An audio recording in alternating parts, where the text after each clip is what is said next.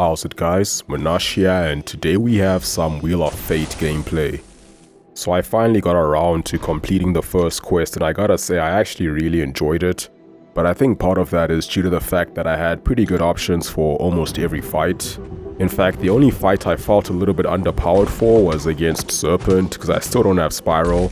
So I had to rely on my Wiccan for that. Fortunately he is rank 3, so it wasn't that bad. But it was the one fight that made me use items, because I wasn't sure I would be able to solo without boosting, so I did use a champion and attack boost there. And the fight still took over 8 minutes and I barely had any health left, so that kinda just killed my hopes of doing it itemless. But anyway, first fight is Gorr, and I really enjoyed this fight. I just enjoy fighting Gorr in general, and Nefaria is such a fun champ to use. I only recently got into him after duping him not long ago, but he feels like my kind of champ, you know, pairing specials, reminds me of Guardian, and then he gets that evade counter attack, kind of like negative. I don't even know if my rotation is fully optimal, but I typically just throw special 1 when close to 2 bars and then throw special 2 once I'm in Ionic Overcharge, I think it's called. And ideally try to throw those specials right after evading or after 1 hit after evading, but I don't force it. And just rinse and repeat until he goes down. The special 2 dex is also quite satisfying. It's one thing that I wasn't super consistent at until I realized that the second dex is kind of delayed, like you're basically dashing back right after he throws those second wave of hits. So once I realized that, it became a lot easier. So that was a fun fight. Next up is Dazzler, and for this I used Peni. Even though I do have a rank 4 Sig 200 Mr. Negative, who's also my favorite champ in the entire game, and I'm pretty decent at using him to say the least, my rank 2 Peni is still a better option for this fight.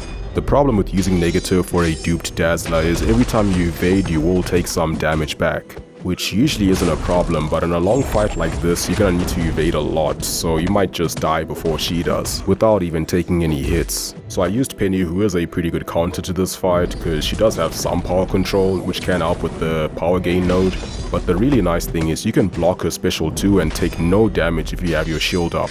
You can stick to just baiting special 1, but you'll have to make sure her power is low before you throw your special 2, if you don't want to have to remove those charges through intercepting. Next up we have Lady Deathstrike, which is a lovely fight for Vox, although you do need to use the special 3 rotation, which makes it feel a little slower than your typical Vox fight. Just need to make sure that you dex before the power drain timer expires. In fact, it's not even a power drain because Vox is immune to that, it just removes all your power. I almost didn't use Vox for this fight because I wanted to use him for arcade, but after seeing how long some of the other options took for this fight, I realized that Vox is probably the best option for me, and I did have another good option for arcade. I just had to learn how to use the champ. Then after Deathstrike we have Enchantress, who wasn't bad with Onslaught. Really helps that he can bypass miss and has pretty solid damage for these longer fights. The only real challenge is consistently fully dexing her specials since they are unblockable, but I have a lot of experience fighting her mostly in Alliance War, so this fight was pretty straightforward for me. In fact, I've even learned to enjoy fighting Enchantress sometimes. Just build your Neuros, then convert 20 degens and maintain those degens while stacking more and more Neuros with the special 1. And I like that they added Matador because it allows you to gain more power with less hits. So that was quite a satisfying fight. And then next up we have Thor Ragnarok, where I used Black Cat, who's actually a very good counter. Not just because she can counter auto block, but also just her combos and the damage she does can be pretty ridiculous sometimes. I did however eat 2 special 3s but managed to survive that, and he went down in about 3 minutes. Funny enough, my first attempt on that fight was a lot better. I think I finished in about 2 minutes and had a lot more health remaining. Yeah, I said first attempt because I did do this quest twice because my recording failed after the last couple of fights, so I didn't capture the last I think 3 or 4 fights. So I do the quest again just to make sure I have all the fights recorded for this video. Fortunately, it didn't take that long, so I decided to boost to make the fights go faster, and I generally just enjoy doing this type of content. So after Thor we have Arcade, where I used Scream for the first time ever. Well, I guess after learning a bit how she works in duels. But this Arcade was very different because he had stun immunity, and I was dueling with low rank champs, so the combat power rate was a lot lower in my duels than in the actual fight. I had to tweak my playstyle quite a bit, so I don't think my rotation was as optimal as it could have been. Plus I was still getting used to the champ. But I do like her, she has a fun playstyle and some gnarly damage potential. So I mostly stuck to baiting special 1 to keep things simple. Even though she can counter auto block with the Undermine, it just makes the fight a lot easier to not have to worry about it, and also heal from the willpower from the Torment debuff. Yeah, and also it's a lot easier to punish the special 1. Next up we have the leader, where I used Mantis. She does really well there with her Tranquilize to bypass debuffs from science champs. The advanced parry node is quite nice for getting to that special 2 faster, and you can just heal throughout the fight with close encounters. And you can afford to take a couple of debuffs, so you don't even need to slow down your combos to make sure Tranquilize is always on when you're attacking. Then next up we have Bullseye, and I used Sinister for this one very poorly, might I add, because this was actually my first time taking Bullseye with Sinister, and I think my second quest ever using Sinister for, so I wasn't really down with the intricacies or even the basics of how to play him really effectively for Bullseye, but he kind of is a hard counter, so I took a lot of hits and managed to survive, although not by much. I took about 30 hits in that fight, so yeah, it was very messy, but Sinister just carried me. I think I was also just trying to dex his special 1 too much and getting clipped half the time. So yeah, there's not a whole lot to say about that one. The nodes don't do a whole lot, it's just a really stacked Bullseye. Then next up we have Human Torch, where I use Spider-Ham, and I think this is one fight where I also could have played a little bit better. I think this was my first time using Spider-Ham out of event quests because I just recently duped him and took him to rank 3. So I wasn't really familiar with all the ham tech, like I didn't utilize his manual evade that much. You mainly want to make sure you can maintain at least 3 debuffs on him so that you're immune to his incinerates. Because when you drop a heavy attack, you alternate between physical and energy damage, and you will occasionally have to drop a heavy attack to deal with the protection. So you'll want to drop 2 heavies in a row so you switch back to physical, because energy damage will give him smolders, and those will allow him to incinerate you. You also need to sort of spam special 1 because there is a timer that will make him go debuff immune if you have more than 1 bar of power for a certain amount of time. So there's a few things to look out for, but overall not that bad. But then we get to Serpent, and this was the longest and toughest fight of the quest for me. The nodes aren't actually that bad, but it is a Serpent with over 2.5 million health and 23,000 attack, and I had to rely on Wiccan to get through it. This is where the inherent flaws of this quest became very apparent to me. By that I mean how limited you are for options if you don't have the right champs at 7 stars. Not that I'm complaining, but I do feel like this quest was designed for a very small or niche group of players with pretty stacked rosters. Not that I'm not part of that group, but I wouldn't say that's good content design. But anyway, Wiccan against Serpent was a slog of a fight. I mainly tried to just bait special 2 just because I can fully dex that pretty easily.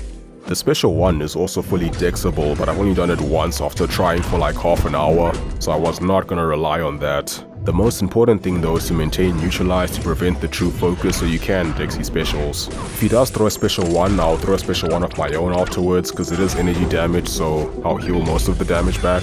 And just rotating spells to keep things paused as much as possible. He also has a node that makes him go stun immune when you nullify, and Wiccan's heavy does nullify, so I just had to play around that. And then there's the redlining node, which I'm not sure is good or bad for Wiccan because it does prevent you from using the special 3, and Wiccan special 3 does place a 4800 energy vulnerability passive for 20 seconds, which is pretty significant because Wiccan is all energy damage, so everything you do will be doing a lot more damage. The only thing is you can't really utilize the special 2 as much if you want to maintain that energy vulnerability from the special 3.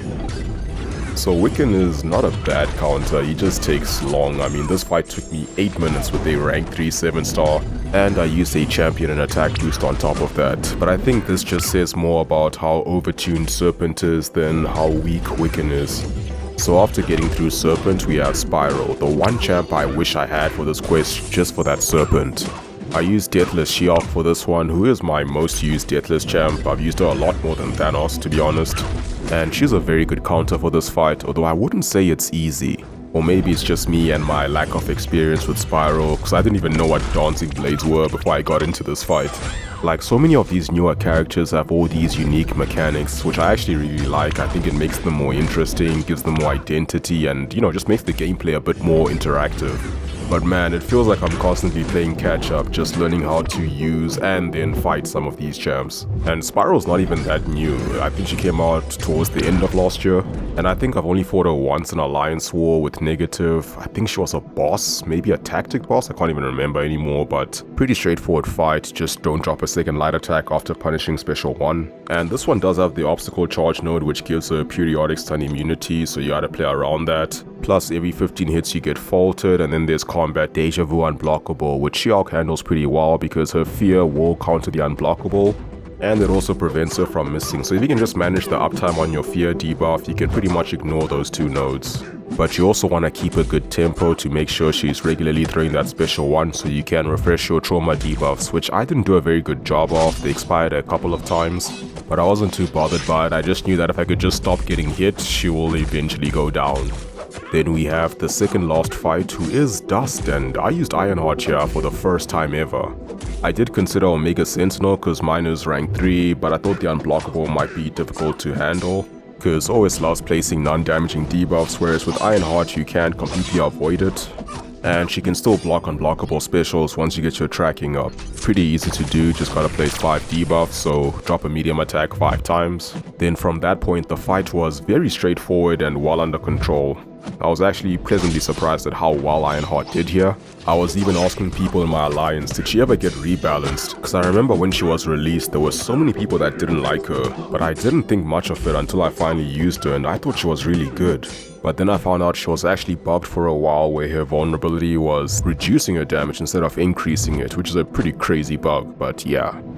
So in the fight I was just spamming special 1 and trying to bait special 2 because it's easier to punish compared to a special 1. Because you do want to stay fairly aggressive in this fight, because she will gain an armor buff if you can't hit her within 6 seconds, and there is sloped armor, so she will glance, and that will place sand debuffs on you, and you don't want to get 3, otherwise it's sandstorm time. So I'd rather just take a bit more block damage if it helps prevent her from gaining armor buffs. So that was a pretty comfortable fight, and then last but not least we get the Deathless Thanos boss. I used Sunspot here because I don't have Genie yet. She just makes it easier because she is immune to inverted controls. And I feel like that's half of the challenge. It's just a really big Thanos with unblockable specials, but he also has inverted controls. Initially I didn't even see the unblockable node, so I thought I could go in with Sunspot and just parry the specials and take no damage as long as he is incinerated. But that is not the case, so you do need to make sure you fully dex them, and you gotta keep an eye on that inverted controls icon to make sure you're swiping in the right direction whenever it switches. But it is Thanos, so he's going to be throwing a lot of special attacks with that Energize, and you don't want to be too aggressive because he can punish you with Unstoppable. And Thanos can be very punishing. In fact, this fight was going really well until he got to 18% health, literally assassin's range. Then I took a combo and lost about 50% of my health. Then soon after he threw a special 1 and the second last hit clipped me, and the last hit was a crit, so now I have less health than he does. This all happened in 10 seconds, but fortunately I didn't take any more damage in the fight and managed to finish him off. So overall I really enjoyed this quest, but I gotta say, if my roster was a lot smaller, I'd probably have different views about it. I heard the second quest is harder, so I might not enjoy it as much, but we'll see when I get there, maybe next week. Think I'll do my July 4 opening soon, and hopefully that'll give me some options to make quest 2 a little easier. But yeah, that's pretty much it for this one. Hope you found it interesting, and as always, thank you for watching. Have a wonderful day, and I'll see you soon.